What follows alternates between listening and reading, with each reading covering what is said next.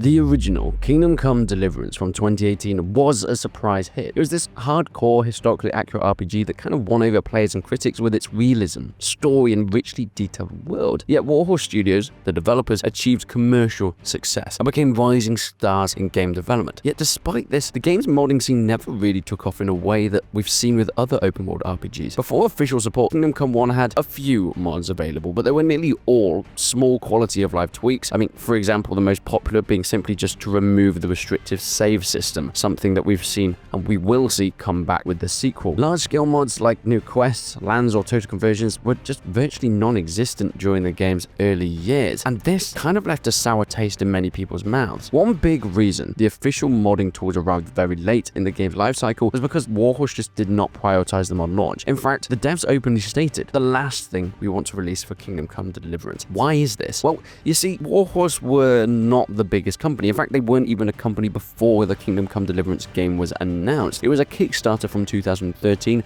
that blew past it at $1 million of its goal. Yet when they came out in 2018, they still weren't a huge behemoth. This was their first title. They were banking on this one doing well, and it did. But because of this, risk and reward structure that they had going, it meant that they weren't really able to focus on anything but releasing the game itself. So they did look at mods a little bit later. An official modding tools only released in October of 2019, a year and a half after the initial launch. This modding toolkit, released via Nexus Mods, included the studio's own tools, nicknamed Storm, Scald, and Swift, even a modified CryEngine sandbox editor, which actually did give modders the access to scripts, AI routines, and raw game data. Warhorse hoped this comprehensive mod suite would inspire ambitious projects and total conversions. There was actually some that were announced at the time, but they just didn't quite make it over the finish line, because even with the tools in hand, Kingdom Come 1's modding community remained limited. Some players found the tools complex and struggled to accomplish even basic tasks. On the official forums, users reported the mods wouldn't show up in-game without painstaking tinkering, and learning was a real steep curve. Unlike other fantasy sandbox like, Skyrim, Kingdom Come's grounded historical setting really constrained creativity on this aspect. It's not a fantasy like the Elder Scrolls, so you can't just spawn in legendary armor or dragons. The world is small and realistic, so adding massive battles or new quests without breaking immersion is pretty tricky. In short, the design and scope of KCD1 made it a tough game to mod extensively. A few ambitious projects, as mentioned, were attempted, like the Game of Thrones total conversion. That was reportedly in the work for quite some time, but the developers soon found out that, well, this was a huge undertaking. CryEngine was a very difficult thing to mod, at least in this fashion, but more importantly, there just wasn't enough long-term interest. The Kingdom Come Deliverance 1 player base was there for the release. They played the game, they played the DLCs, and then they moved on. So why would you spend years developing a total conversion mod for nobody to play it? They moved it to Attila Total War. None of these big total conversions reached fruition during the game's peak years. Warhorse's late support and the game's inherent complexity meant modding never became a major part of KCD1's legacy. While that is a stark contrast to most other RPGs that thrive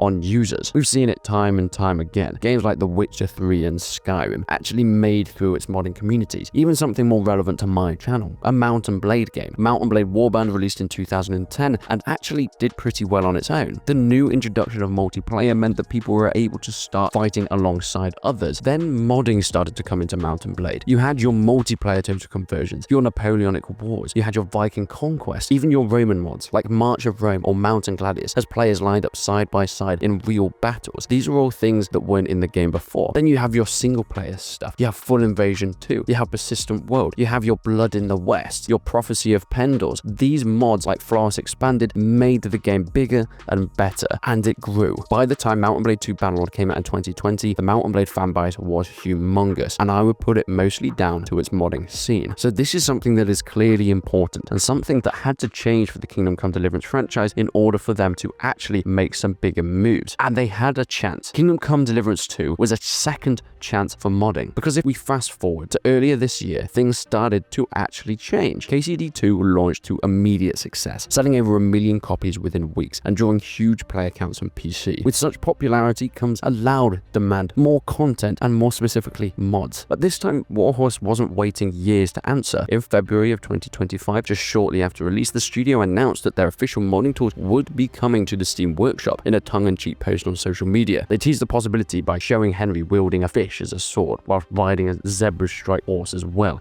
declaring Bohemia is about to get more exciting. Official modding support coming to KCD2 on Steamworks. This early commitment was a positive sign for most people and a lot of players, suggesting that modding support will arrive way faster than it did in the first game. And it worked, or at least slightly. You see, even before the official modding tools launched, KCD2 actually already had a bit of a modding community. Using third-party methods, a bit like the first game, fans had created a score of brilliant mods. I mean, for Nexus mods, we had things like the unlimited saving mod, which came back from the first game. There was also combat tweaks, economy balances, and other mechanics to tailor the experience. The difference now, though, is that Warhorse was actively embracing this trend rather than treating it as an afterthought. In a recent interview, Warhorse's PR manager confirmed that official mod tools and Steam Workshop integration would be released within weeks, far earlier in the post-launch timeline than KCD1's tools were. In fact, by Q1 of 2025, Warhorse had planned the official modding tools and they were released. They came out as a free download on Steam, any player to use. They actually gave you the tools so you could almost entirely make a new game without actually selling a new KCD2. Being able to completely change scripts, AI, even make your own cutscenes within Kingdom Come Deliverance 2. Full story listed and new quests could be within the game, and total conversions were now on their way. Putting it on Steam Workshop also means that there is some sort of access for the fans as well. It is so much easier just to click a subscribe button than to go into Nexus Mod and download files, then find all your modular files for KCD and work it that way. This was such a stark contrast to the first game, where modding relied on manual Nexus downloads and standalone packages for devs' tools. So why did this all change? Well, it appears Warhorse recognized that mods can significantly extend a game's longevity and player engagement. Tobias Stolzwillig of Warhorse explicitly noticed that mods can help a lot with this longevity, and we're curious to see what people can come up with. In other words, the studio now views the community mods as a valuable complement to their content. They've also learned from the experience of the past. By integrating modding support early, Warhorse tapped into this enthusiasm at peak player counts, and this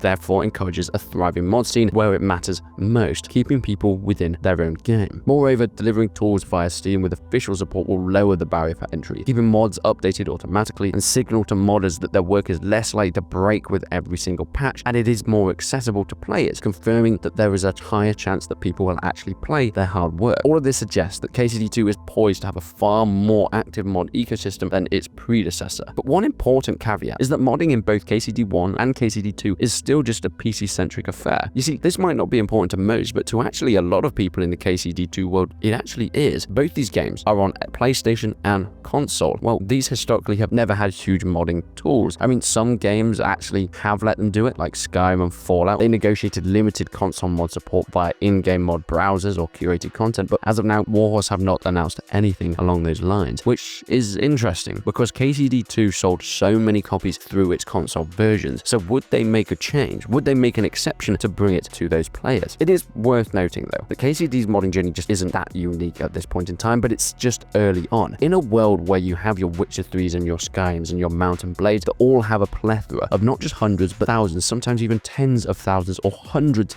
of thousands of mods, people would look at the Kingdom Come Deliverance franchise and wonder why they just don't have the same. But they are the second game in, from a studio that have only made these games before. They are going to take some time before they get their modding tools and, more importantly, their modding scene as big as these others. I think there is a direction that they're heading in that is way more positive than we've seen before. But I guess only time will tell to see how big this can grow for the modding scene of Kingdom Come Deliverance 2.